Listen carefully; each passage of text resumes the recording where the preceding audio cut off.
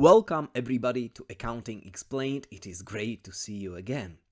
In this series of educational videos, you will watch some unique but easy to understand explanations of both basic and more difficult accounting concepts. And the main topic in this video is still debits and credits. We managed to explain in part 1 the basic accounting equation, meaning that the sum of assets, liabilities and equity is always equal to 0. In part 2, we have explained that we always have to make a double change in the equation, and in the language of accounting, such a double change is called a double entry. If you have not watched part 1 or part 2, please do so now in order not to miss anything important. It is still our plan to explain the balance sheet in part 4, but now we are ready to cover part 3, where we finally invite the mysterious debits and credits on the stage and explain their fundamental substance. You might be surprised. And now, let's go for a short journey into the history of accounting. Accounting as a discipline was invented during the period of Renaissance in the 15th century in Venice, Italy. Venice was a rich city whose wealth was built on extensive trading with the entire world. And the guy who invented modern accounting was a monk named Luca Pacioli. Luca lived in Venice, and while being an educated man and very good at number crunching, he was just observing how local merchants did accounting of their trading businesses. At one moment, Luca realized that in order to keep proper accounting records, one needs to distinguish between positive values of assets and negative values of liabilities and equity, exactly in the same way as we have concluded in part 1 of this video series. Luca basically suggested a similar double entry method for keeping organized and balanced accounting records as we have seen them in part 2. If you have not watched the previous parts, you can still go back and remind yourself about the key ideas that we have covered. Otherwise, let me just mention that 500 years ago there was a big problem with putting these ideas into practice. And the problem was that negative numbers had not been invented yet. People would not understand the abstract concept of negative numbers. People could add numbers and subtract them, but the result could never be below 0. That just wouldn't make sense for them. Just to illustrate this principle, imagine the numerical x as we know it from algebra, positive numbers to the right, negative numbers to the left, with the 0 point in the middle. Luca Pacioli obviously could not know anything about the numerical x because it had not been invented yet. He just realized, as we have already mentioned, that in accounting we have to distinguish between positive values of assets and negative values of liabilities. And Luca Pacioli, while being not aware of the numerical x, suggested that if we are presenting assets and liabilities on one sheet of paper, we should distinguish between them initially by simply presenting assets and liabilities on different sides of the sheet of paper. Assets on the left-hand side and liabilities on the right-hand side, which is like turning the numerical x around. And such accounting convention, assets to the left and liabilities to the right, has remained until present days. And also because simple pluses and minuses were unknown to Mr. Pacioli, he invented special names for the positive and negative numbers in accounting. The positive numbers associated with assets would be called debits, abbreviation DR, and Negative numbers associated with liabilities and equity would be called credits, abbreviation CR. And at the same time, Luca Pacioli suggested to use the terms debits and credits to reflect the movement or change of values of assets, liabilities, and equity. Let's illustrate what we mean. Imagine the change as simply a movement between two values. Initial value, accountants call it an opening balance, say the first day of a month, and the ending value or the closing balance, say the last day of a month. So let's have a look at how does this work through a couple of examples. The first example is to express the movement of asset values using debits and credits. Imagine that we take some of our cash and invest it into shares. We will start from our opening balance of cash. Say we have 30,000 in our bank account. So presenting all numbers in thousands, this is an asset valued at plus 30. Let's suppose we take and invest 10,000. So our cash will move by minus 10.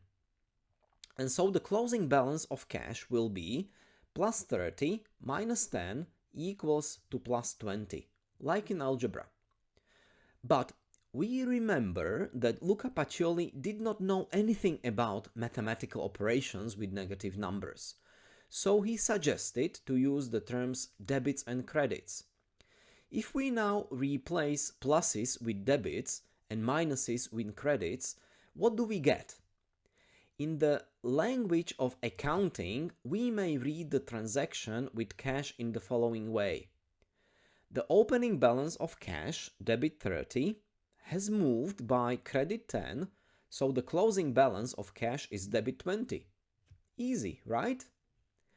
If we now continue with this example and look at how the value of our share portfolio has moved, we may see the following.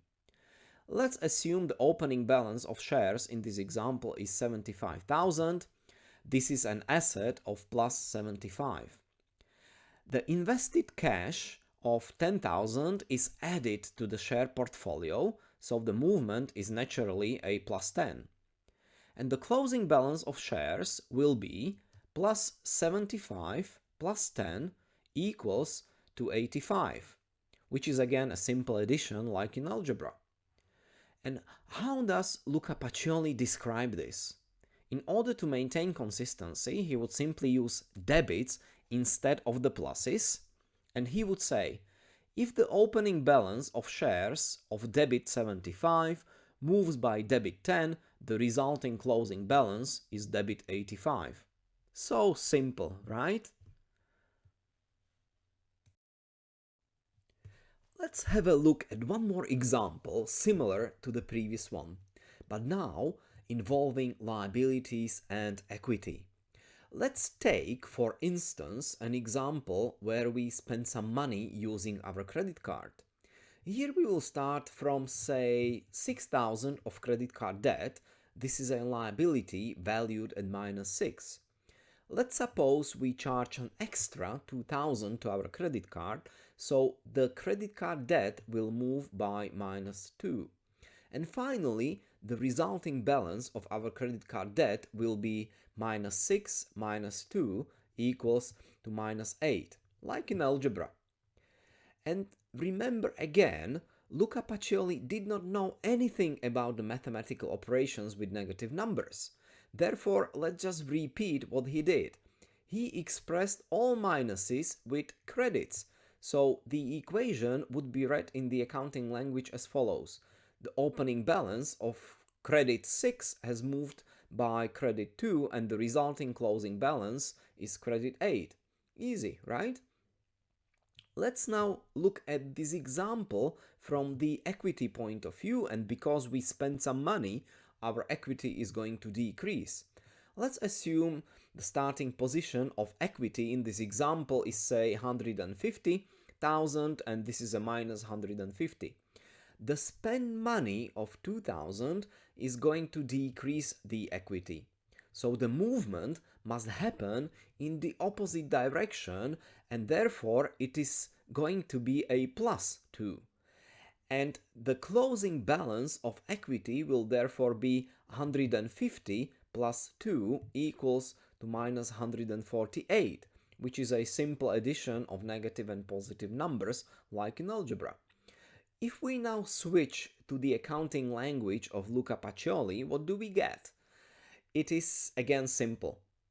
If the opening balance of equity credit 150 moves by a debit of 2, the result is going to be a credit 148.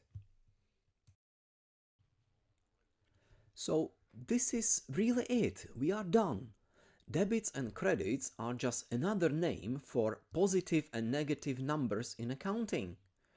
And this is the basic idea, which is enough to remember about debits and credits.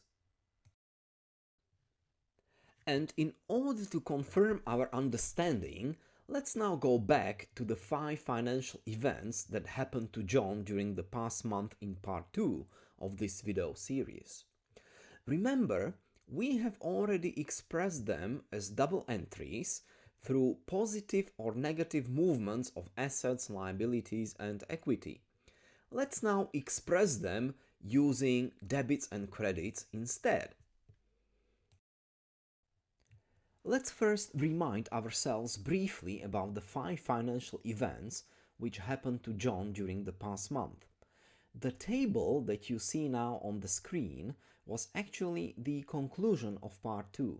Remember, in part 2, we expressed our accounting records with just positive and negative numbers and without any debits and credits.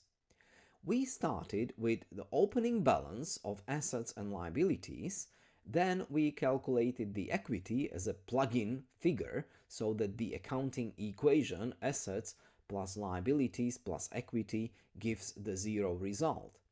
Then we went through the 5 financial events where each one was a double entry and the accounting equation remained balancing because each double entry was balanced.